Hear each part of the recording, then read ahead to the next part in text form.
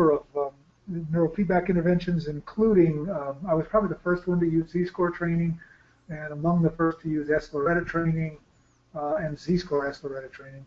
But I practice in New York City, and this is most people's image of New York: Times Square, crowded, lots of traffic, you know, overwhelming to most who live other places.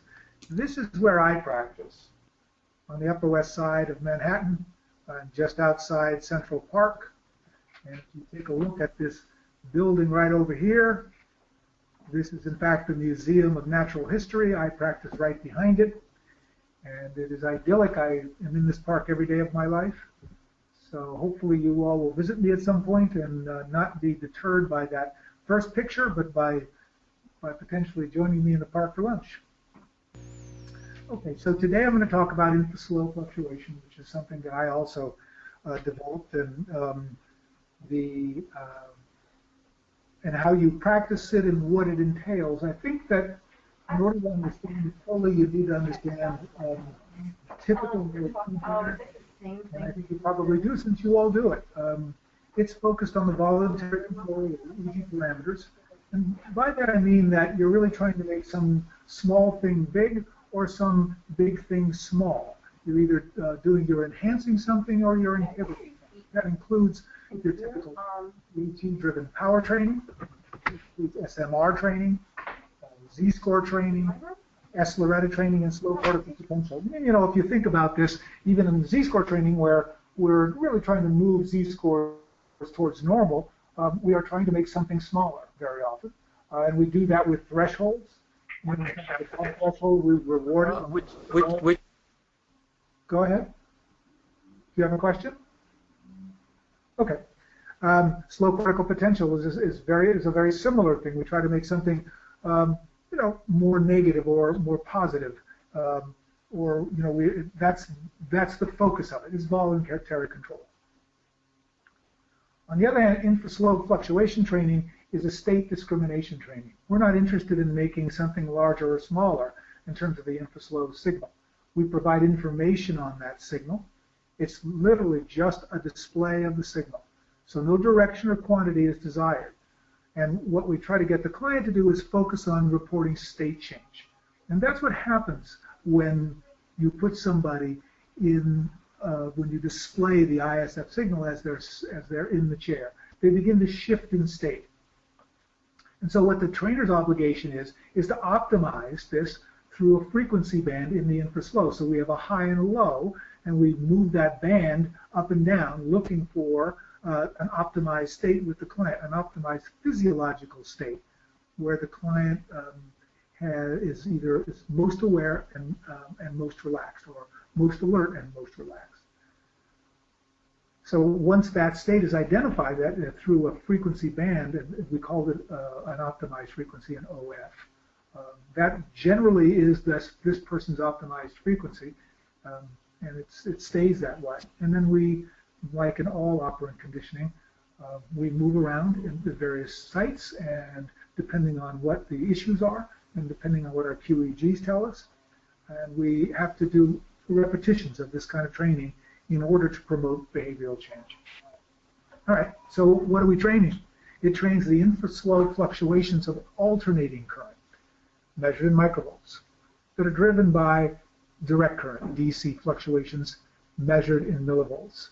These are fluctuations in amplitude. We use an Atlantis or a Discovery. There are other manufacturers that make DC coupled amps. Probably the one you've heard about the most is the Offner's amplifier, the Signet, but there are others as well.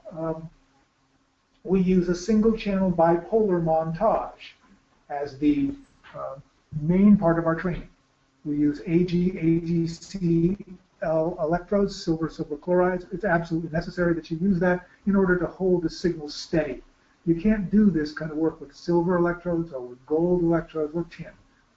There'll be too much noise, and it will be largely the ISF signal will be buried in noise. So you really do need the AGCL electrodes.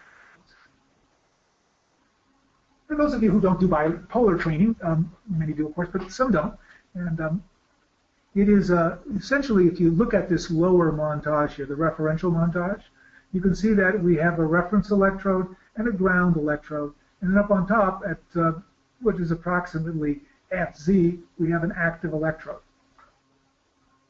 The difference in bipolar training is we take this reference electrode and we put it up on the head, so that what the amplifier is then measuring is the difference between these two electrodes. And by the way, all amplifiers are differential, meaning that they measure the difference between the two active electrodes. We call one the active and one the reference, but they're two active inputs to an amplifier. And these are called differential amplifiers. And you can see how this all works. So we have this idea in EEG neurofeedback that the ear is silent to EEG. And in fact, it is compared to any place on the head. But it carries its own EEG, and there is a subtraction process that goes on. So if we look at this graphic, you can see up here in the left-hand corner, look at this. If you input nothing on both channels, you put nothing out. If you input 1 cycle per second, 1 hertz, you get nothing out, because again, it's subtraction, and 1 from 1 is 0. If, on the other hand, you put in 80 microvolts on one and 0 on the other, you're going to get 80 microvolts out, or 120 microvolts in one channel and 40 in the other channel, you're going to get 80 microvolts out. This is a differential amplifier. We're looking at the difference between two areas. In addition, we use DC and most neurofeedback does not, by the way. We don't use that. DC is eliminated in the signal. We, on the other hand, use DC, and direct current is what it's called, and you can literally see why it's called direct current with this little graphic. Because it goes from positive to negative in one direction, in one cycle. It's a circle that keeps going on and on. AC, on the other hand, goes from positive to negative and back again. And that's the difference. So examples of direct current are batteries or motors, brain activity. Examples of alternating current, household electricity, and brain waves. So let's talk a little bit about DC. It's called the steady state potential because it does not oscillate. It's a standing potential, meaning that it stays the same. And it's measured in millivolts.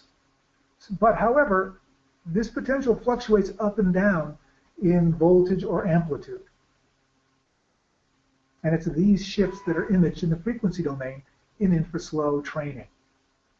So I'll get more specific about that in a moment. But feedback is given on the frequency equivalent of the DC shift most of the time. And I know I'm getting a little technical. Please forgive me. I get criticized for this all the time. I will, try to move over this, but I think it is important because I think there are people out there who have for years been doing this on AC amplifiers, and it's not optimum, not even close. What the DC does is it gives the AC current bounce. It gives it a cushion, like a kid bouncing on a trampoline. Think about the difference between a child on a floor who jumps in the air and a child on a trampoline. The trampoline allows the child to continue to bounce. And it's the same thing with DC and the infra-slow. What it allows the infra-slow signal to be is more active. So then we have more nuance to show the client's brain and have the client respond to it. So here's a little graphic of DC on the left, and AC, the poor little guy, one little bounce, and then he's flat on the floor. These two guys are little happy bouncers with their DC. Okay? So DC is measured in slow cortical potential, but it's measured. That means that it's measured in millivolts, but it also carries a charge or a polarization. So it's either negative or positive. Research defines the infra-slow as less than 0.1 hertz, and it's alternating current. ISF is not slow cortical potential, but it may reflect that slow cortical potential activity, and the more research we do about it, the more we'll have to see. But unfortunately these days, ISF, infra-slow, or infra-low, the way these two things are referred to, are often, and slow cortical potential, are often used as if they're the same thing. They're not. Slow cortical potential is DC. Infra-low or infra-slow is alternating current. Now, the clinical frequencies that we train, the band that we use, is from 0.002 to 0.012.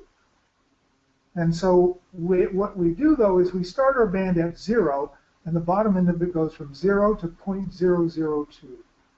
And then it gets expanded up from 0 to 0.0025 or 0030, and so forth as we go.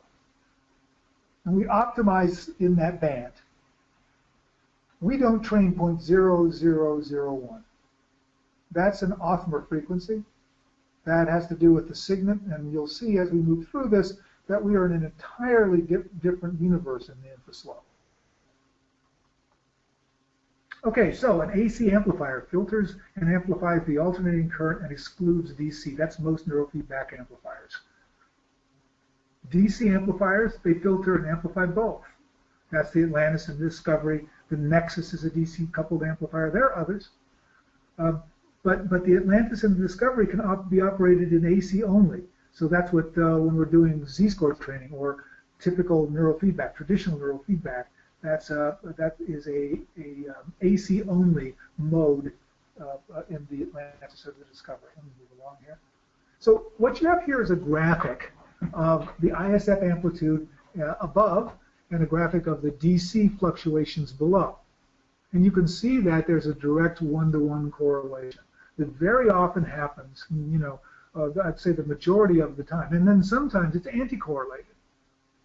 That is to say, DC and the ISF are anti-correlated. And for some small part of the time, they're not correlated at all. But that's a very unusual time during the EEG process. So you can see why I consider DC such an important part of the ISF signal, and why finally the Autonomers have joined us with a DC coupled amplifier last year. I think it was at the end of 2013. They introduced what they call the HD, the high definition, but is in fact the high definition is created by direct current. Excuse me, I'm sorry to interrupt you, but I'm a little lost about what you're training versus what the Autonomers are training. If you could just, because I'm kind of confused, if you don't mind just explaining that one more time. Sure.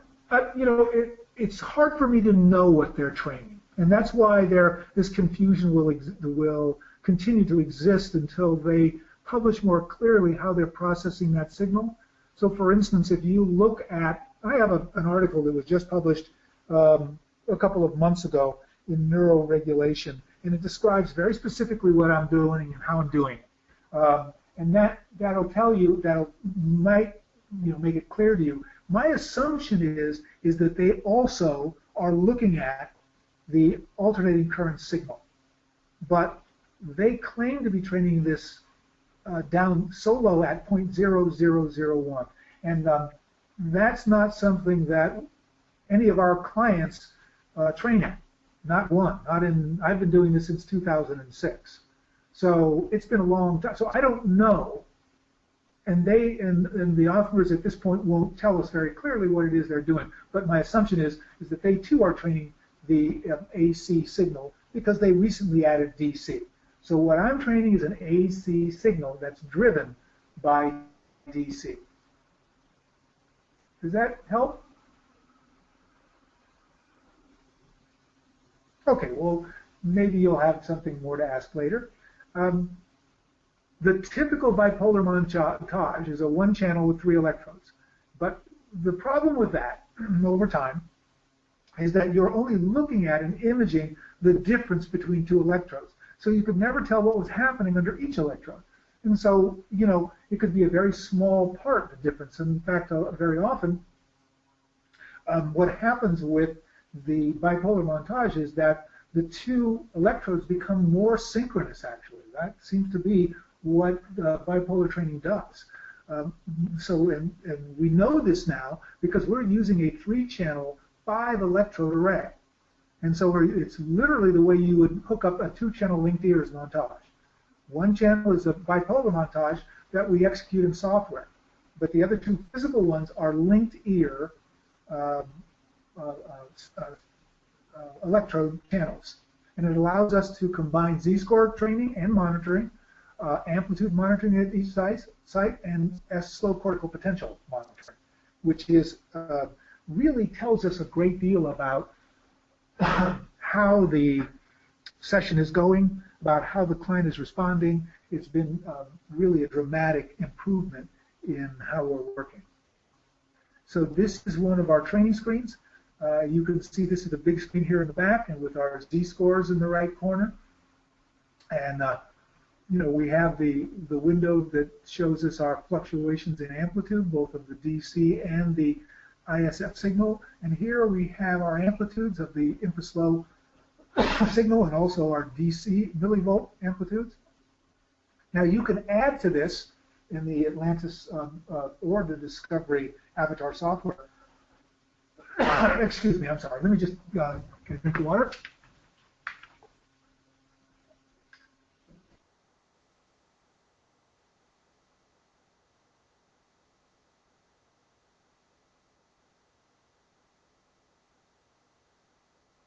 And it really tells you immediately, or delta. So if a client has a problem with a particular frequency band and you're concerned about it, you can monitor that as you're training. What I want to point out to you is how small this signal is. These green numbers here represent the microvolts of the ISF signal. And so you can see that we're at 0.42, that's less than 1 microvolt, less than 1/1,000,000th of a volt. This is very tiny. And why DC is so important? Because it clarifies the signal. In the past, when we used an AC amplifier, and we actually did move people with this. This is a long time ago now. The signal would have 25 to 40 microvolts. Most of that, as you can see here now with what we're training with the DC amplifier, most of that was noise. So the signal was very buried. And now it's very clarified. All right, so ISF training turns on discovering an optimum frequency for each client. And the most common optimum frequency falls in this area. You can see from 0.002 to 0.012. Some outliers are a little higher, and some are a little lower. Now, we provide feedback on the small changes in the amplitude of the signal, both increase and decrease. So the feedback equates to the relative phase of this signal. We're not encouraging an increase or decrease. We don't care whether it goes up or down. We're providing information to the brain. And this information causes state shifts. It causes shifts in the autonomic nervous system. It's really interesting how this happens. And we're looking for an optimum behavioral state, most alert and most relaxed. And in fact, what we've learned over time is that we're really balancing autonomic function, and we're looking very often for a parasympathetic response for most of our clients, because most of our clients are caught in sympathetic distress. And what we need from them, you know, these are people who come in and they're very anxious, and their hearts are beating fast, and they're maybe sweating a little too much, and their hands are cold, you know, and these are people who are really overwhelmed by their physiology. And where we want to move them is into a parasympathetic state or a more balanced autonomic state. And we use all kinds of things to judge how we're doing that. And largely, though, we've landed on finger temperature, you know, GSR, and I'm using the capnometer and that's a very good indication of how people are doing. Some other people have used HRV. I'm using blood pressure, which is another good indication. We also use a physiological response while people are in the chair, and this is the dynamic of this kind of work that is so helpful. It's very often people are shifting from a very anxious state into one that's far more relaxed and centered and focused within a few minutes of the training. For those who don't shift as quickly, although the majority do, we also use a 24-hour report to determine whether or not they're optimized. And so sometimes for kids, you know, that's how you have to do it, with a 24-hour report from parents and other caregivers that let us know that, yes, in fact, we're in the right area frequency-wise. So the basic ISF training paradigm is that we combine 1 to 40 hertz inhibits with ISF, with this feeding back of the information, the fluctuations in amplitude and the phase information. And it's you know, very small little increments it's 1 to 3, 4 to 7, 8 to 12, little inhibits, multiple inhibits. The more advanced iterations of ISF training, now that we have the 2-channel capabilities, are ISF training and Z-score inhibits. We're using ISF and sLORETA. We're combining inhibit and enhanced protocols in the QEEG-based ISF training. So we're really moving along now. We're using full cap ISF training. We are training in the ISF band in sLORETA, which is really interesting. We're able to use that like a rheostat. And what it seems to do is that and I'll show you the research that is very suggestive of why we think this is happening, is it appears that we're able to influence the excitability cycle of networks in cortex. Okay, so we changed the name from infra-low to infra-slow, and we did that because we're not training an oscillatory event. So when we train points from 0 to 0.0020, it doesn't train a cycle that goes on for several minutes. And this has been a common misconception in the field. People have criticized this because they've said, well, how can you give feedback on an event that happened several minutes in the past? Because we're not doing that. Here's what we're doing. Even though this cycle at 0.0020 takes several minutes to go from, from 0 up and along and back to 0 again, it actually fluctuates minutely, and you saw how minutely in the previous screens, in microvolts. So as it's going largely up and down in a bipolar array, that's what you're looking at here. You're looking at the bipolar image of it. And you're seeing that this is an amplitude image. It's going up and down in amplitude. And it's that we're feeding back.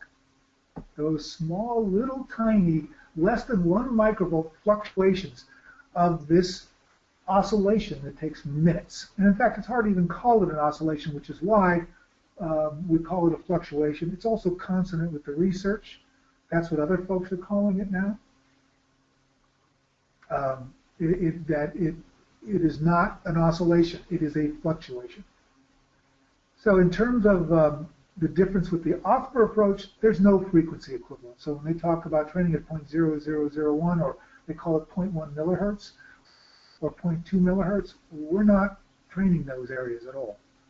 We're, as you can see, much higher. So we start at 0, but the frequency band goes up to 0.0020. We're already much higher than they are for whatever reason.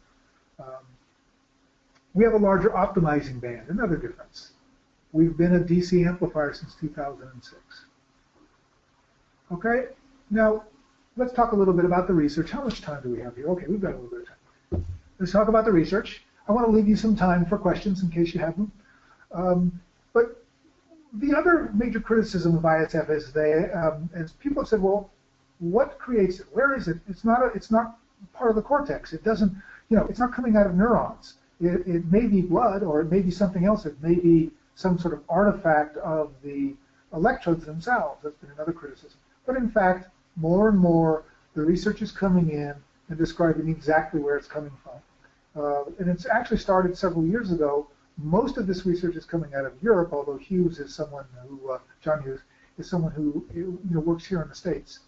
And as far back as 2011, he was saying it's in the local field potential, that the thalamus consistently reveals what he calls ISOs, infra-slow oscillations. And that you can actually take slices of thalamic nuclei and put them in a petri dish, and they will, they will oscillate at these infra-slow frequencies. But he also said that astrocytes are probably the origin of the ISOs. There's evidence that the ionic shifts between the compartments of blood and tissue in the cortex, in other words, in the blood-brain barrier, give rise to these potentials. And I think for a long time we've known that there is a hemodynamic origin, as measured by fMRI, or the BOLD signal, the blood oxygen level dependent signal. So Palva and Palva sort of put this all together in their research, and they basically have concluded that ISOs originate in neurons, glia, blood, and the blood-brain barrier. compartment. And they call these frequencies the Ultradian rhythm, and it's less than 0.01 hertz. And you can see this direct quote from them. EEG recordings, bold signals, neuronal activity levels, and behavioral time series are likely to image the same fundamental phenomena, a superstructure of oscillating ISFs that regulate both the excitatory level of functional networks and the integration between them. And this is an important assessment, and really important in terms of what we see in our QEEGs. Because in fact, what we see is the normalization of functional networks as measured by coherence, and we see the normalization of absolute power. And this is what they're talking about in terms of the excitatory level of functional networks. Excitation gets normalized. And I'll show you a QEEG later if we have time, pre-post QEEG. I think it's pretty instructional. This is the correlation between, correlation coefficient between the ISF signal and the Infra-slow. And you can see that there are definite, very high correlations, particularly with delta, but also with theta and gamma. These are quite significant correlations. On the other hand, this is the ISF and the correlation with noise. And you can see that there is absolutely no correlation, a negative correlation, for most of the EEG bands. This is the ISF power law correlation. And for those of you who don't know what a power law correlation is, what it does is it posits a functional relationship between two quantities, in this case, frequency and microvolts. And you can see, like any other of the bands you measure, there is a 1F kind of power law here that describes it, that says there is a definite relationship between frequency and microvolts. And if there wasn't, what we would see no correlation here. We would see an absolutely random graph here. Okay, research and function. Elad Zalova, going back to the 50s in the Iron Curtain, behind the Iron Curtain. And this is a woman, actually, a researcher, who found a direct and a significant correlation between the infra-slow frequencies and the response to stress, and proposed that there was a role for the infra-slow in hypothalamic functioning and autonomic function. And this is why we've begun to look at this more closely with our work. It appears what Angelova did was basically wound rabbits, and she found that that the ISF went up in microvolts, and she theorized that it was related to this hypothalamic functioning, that it reflected the parasympathetic response, the reparative response, and in fact that's what we see. And moreover, it appears that there's a direct relationship between these frequencies and neuroendocrine response generally, and the neuroendocrine system. Marshall in 2000 associated hypothalamic pituitary function and with the increase of the luteinizing hormone and ISF. That, in other words, the hypothalamus, thalamus, jeez, I'm sorry, can't talk today, and the ISF are correlated and trigger ovulation and stimulate the production of testosterone. We see this relationship, in our training. Anecdotally, what we really find out is that people are responding in terms of the sexual response, in terms of men who have difficulty with performing sexually are more able to do that. In fact, one of the ways we discovered this is that as we were doing the trainings, we would more and more frequently get older men who would ask the question, is this related to sexual function? And it took me a while to then ask the follow-up question, which was, why? Did you have a response that suggested that it is? And in fact, what the information we got back is that older men were beginning to find their sexual response more frequently as they train with ISF. And then Kikovic in 2012 found a significant coupling between ISOs and higher frequencies. And this is a very exciting piece of research. And concluded from spectral coherence analysis that ISOs have an important role in the synchronization of neuronal networks, going back to Hughes' work and to Palva's work as well. And then Hadaloo even earlier suggested that ISOs are embedded in and determinate. He went beyond just that there's a correlation. He said that they actually determine the excitability cycle of higher frequencies. And he established a role for the ISOs in the control of gross cortical excitability. As if ISO, and again, this is infra-slow oscillations, but they refer to the same area and frequency. This is a rheostat for higher frequencies, can turn them up and turn them down. And in fact found a robust correlation between the phase of ISOs and the amplitude of higher frequencies. Found that they were tightly associated with the K complexes. These are these large complexes in stage 2 sleep. And interictal activity. So, and we do use this kind of training for when we see ictal activity. And it does, over time, reduce that activity, interestingly enough, in pre- and post-acute EEGs. In fact, then Hadaloo became so convinced of the centrality of these frequencies in cortex that he stated that any attempt to attenuate the signal eliminates the most salient features of the human EEG. Coe in 2011 found a relationship between the default mode network and the high gamma band and the coherence of the ISO frequencies. The coherence centered at 0.014, right in our wheelhouse of frequencies.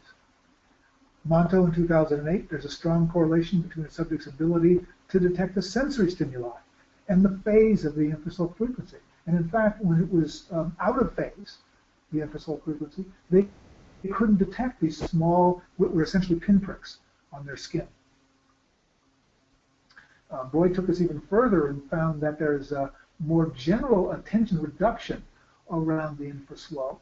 And he found that it related to the default mode network, and that kids who had attention difficulties actually, when they were presented with a stimulus, didn't reduce the amplitude of their infra-slow in the default mode networks and move out of the default mode networks into their executive areas to process the stimuli.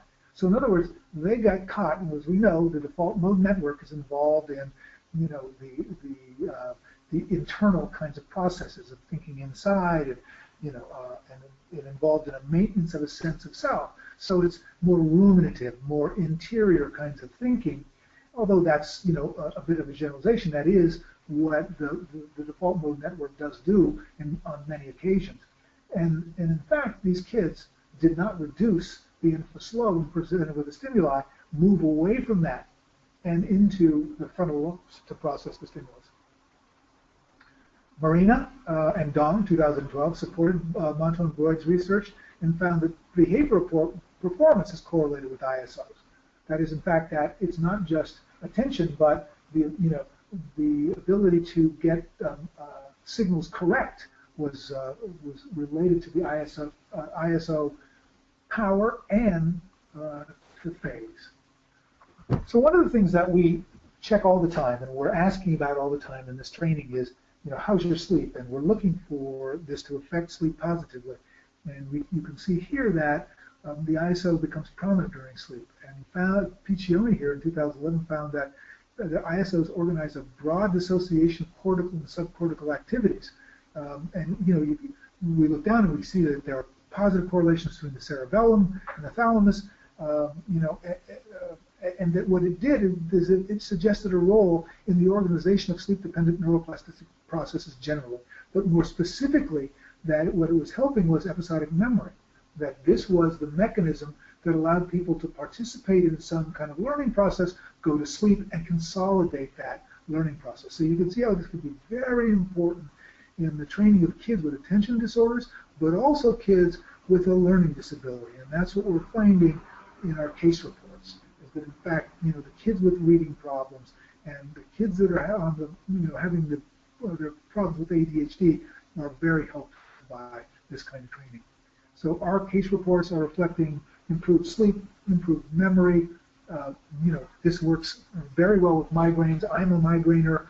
It's one of the reasons that I stuck with this, because it helped so much with my migraines. Attention disorders, sexual dysfunction, as I described earlier. Probably the thing that will put infra-slow on the map is the work that we're doing with post-traumatic stress disorder and trauma people, and autism and reactive attachment disorders.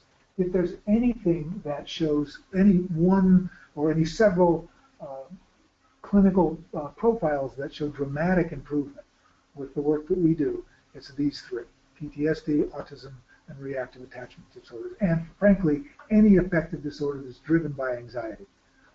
This is a very frequent experience I have with training in Infra-slow. And that is, I will get someone coming in who says to me, you know, I'm depressed and I'm anxious.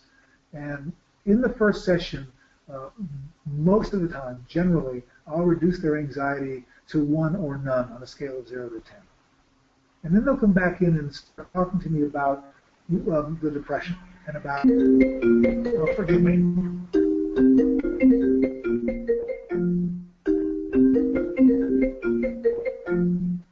Sorry about that. And they will talk about their depression. They'll become much more aware of it. They'll talk about, oh my, you know, it's really, you know, the depression is really bad. And I'll say, well, how's that anxiety? And they'll say, and have to think for a moment and say, well, it's gone. So, you know, as I say, I think that this will be the thing that finally puts ISF over the top in terms of the research. You know, in terms of, I think that this will get borne out in research. I'm absolutely convinced of it. So how is it conceptualized? It's conceptualized clinically. We put people into 3 broad categories based on what their symptoms are coming in, and then we as a result of putting them in these categories, we decide where to start. We use QEEG to essentially look at and tell ourselves, well, who's going to be a treatment responder, and to help us put people in these 3 categories, but it does not direct treatment. So, for instance, here, when we see a cue like this, and somebody's on the spectrum, or they are, you know, coming in with PTSD, because of this hypercoherence down here, we will largely, this is hypercoherence down here, we will say, okay, this is probably someone who's going to do well with T4P4. On the other hand, if we see someone like this coming in, this is a, you know, a person who has a sort of global insufficiencies of power, but the main thing for us in ISF is that the coherence is hypo. They'll more likely start at T3 and T4, and then these are the mixed ones where this is so for instance, if we saw this QEG and this person was coming in with PTSD, we would probably start at T4P4 because that's where you start someone with PTSD. But we might shift around to T3, T4 because of this sort of mixed hypocoherence. All right. We'll talk just a little bit now about our neurofeedback program in the at the Child's School on Roosevelt Island in New York City.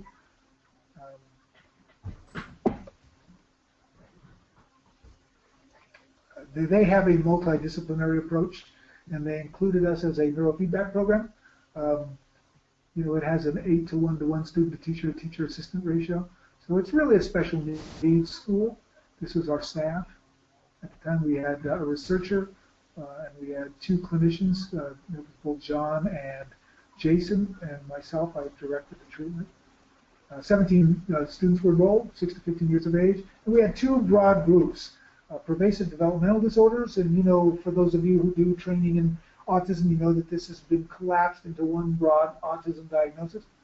And then we use the other one, which is emotionally disturbed, and we included in those the RAD kids, RAD kids. So all participants were having difficulty meeting the academic or social demands of the school environment. Extreme cases, the students who were at risk of forced transfer to a different school, and of course that's largely who we got. We grouped them by the amount of difficulty they were having in high risk, moderate risk, and low risk categories. All were trained with Infra-slow. The average number of sessions were 23. This is at the time of reporting. You know, I'm not making large claims that we're doing anything with autism in 23 sessions except showing improvement. And you know, this is, I really don't mean to join the group that's saying, you know, I can train autism in you know, less than sessions. I think we have to be real clear in neurofeedback that there are some presentations that will take anywhere from 60 to hundreds of sessions, and that's autism. And that's regardless of what kind of intervention you're using, whether it's Infra-slow or whether it's Z-score training or inhibit enhanced training. All of the children were trained without QEEG guidance, and we assessed them with a pre-post child behavior checklist. And you can see this is our group, so I'll let you look this over later. We had the emotionally disturbed group at 7, and we had the PDD group at 10. That's how the 17 broke down. And we then broke them into low risk, moderate risk, and high risk. And these were the kids the high risk kids were the ones who were at risk of being transferred. Again, you can take a look at that. So among the high risk PDDs, we had 3, and among the high risk ED, we also had 3. So that's 6 kids out of 17. So you can see that they were really impacted. The moderate risk, we had 4 kids in the ED area, and among the PD, we had 7. So those were the more majority of the kids, but even the moderate risk is they were at risk. There was no one in what we consider the low risk category. We had 3 students with anxiety, difficulty initiating and completing tasks, and they were underperforming academically. They were socially isolated. They had sensory issues, as many kids on the spectrum do. They were hypersensitive or overreacted to seemingly innocuous stimuli, and touch and sound. And also, these are RAD kids. All right, and then the remaining 4 had difficulties with regulating emotional response to academic or social challenges, led to serious behavioral disruptions and removal from the classroom. Sensory seeking sought out excessive amounts of stimulation. And the PD group, high functioning autism, Asperger's syndrome, emotional reactivity, high functioning in the sense that they were able to be in school, in a learning environment. But these are the kids that we were dealing with were in danger of being moved into an activities of daily living kind of school. They weren't learning. They weren't improving academically. The 14 of the 17 students had a positive response that involved either a significant reduction of behavioral disruptions and/or a reduction or eliminations of psychotropic medication and/or improved ability to sustain attention during class and continued academic progress. One student's positive results were confounded by the initiation of an SSRI, so we didn't include them, and the other 2 were status quo at the completion of treatment. They got neither worse nor better. All right, so we used the child behavior checklist for 12 students. The CBCL, for those of you who don't know, is a standardized measure of emotional functioning available in parent, teacher, and self-reporting forms. The present group, we were pre-post teacher rating scales. And the teacher form is 113 questions on a 3-point Likert scale. And these are some of what we were asking about. I'll let you look those over. And, basically I'm kind of giving you some just a real quick look at a couple of the students. And this is the 15-year-old 9th grade student, did 26 sessions, and we were in those days calling it ILF at T4P4. During the last 15 sessions, T4T6 was added. PDD Asperger's could be very rigid in unstructured situations. This MF had difficulty with transitions. When anxious, he would yell very loudly and refuse to comply with instructions.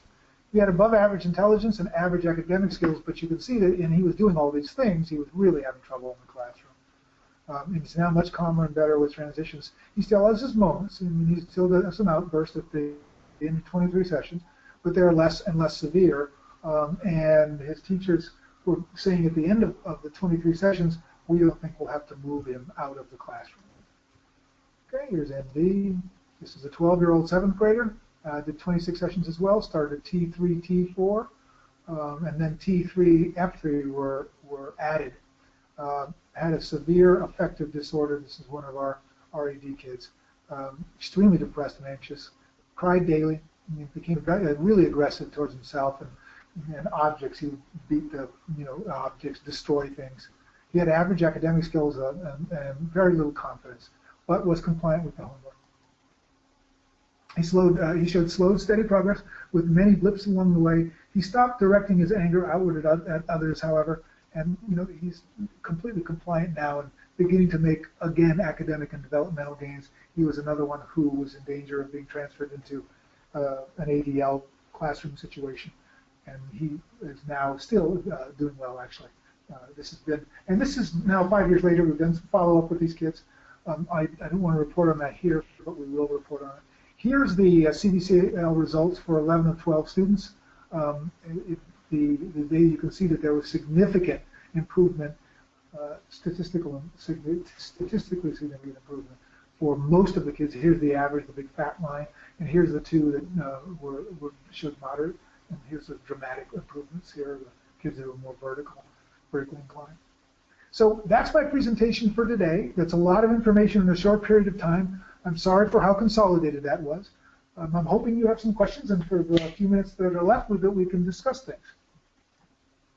Let me actually move on and show you, while we're here, the workshop schedule in the next several months. I have one in Europe, in Germany, next week, or not next week, but in 10 days. And then in the States, Cleveland, Ohio is the next one in July. And then we'll be in the Northeast again in Boston, Mass, the first week of November. Okay? So, any questions? Okay, anybody have any questions from Mark? That was an excellent presentation. Mark, I really like how you were distinguishing what you're doing from standard EEG and other similar versions. That was very helpful, I think, although it can be very confusing if you're not used to all the terminology. Yeah, I hope I didn't go too fast with that. I think it is a really different paradigm. But I do think it's a paradigm that, particularly if you're trained clinically as a social worker or a psychologist, is right in your wheelhouse. Right. You do have to form a relationship with your client and really become attuned to how they're responding to the training. I appreciate that you didn't care. Mark, I have another question. Yeah, for you. Please. Oh, go ahead. Go ahead. Richard, finish up. I was just going to say, I just appreciated, Mark, that you presented it as an effective and realistic methodology and not as a panacea. That would cure all people and raise the dead, and that's always refreshing in our field. I didn't make that claim? There are those making Mark, just for the sake of for people who may have an interest in moving in this direction. I'm sorry, I can't hear you. What sort of training? Can you hear me? Oh, I'm sorry. I'm sorry, I had my mic up. What sort of training and mentoring or experience should one get in order to become sort of proficient at doing this? What would you recommend? Well, I think that obviously while there's a large clamor for me to do this online, I think that would be a mistake, and so I've adamantly hung on to people have to come to a workshop. Now I'm in the process of training others to do this, so hopefully others to do the workshops. So hopefully, my first one with someone else team teaching it will be in Boston, and hopefully, I'm beginning to talk to people on the West Coast now, so we might have someone out there, and it'll make it easier for people to come. After that, it really does require, because it is such a sophisticated and nuanced process, requires ongoing mentoring. And the people that get good at it are the ones who've stayed involved with me, like you would if you were a social worker or a psychologist and you went to supervision. Right. I don't know about you all as therapists, but that's how I started. I still go and see the supervisor that I started with now, let's see, 16 years ago when I first started in this work as a social worker. I'm still going to see her occasionally, and I don't go in there every week like I used to, but I still go. So I think it's a process that people should be involved with if they're learning any kind of neurofeedback, but specifically this kind that can, because people shift so quickly in state space, and that it's unlike any other kind of neurofeedback. This is not the kind of neurofeedback where you can hook them up and then go check your email, because your client really begins to move through these state shifts, and you need to be there with them.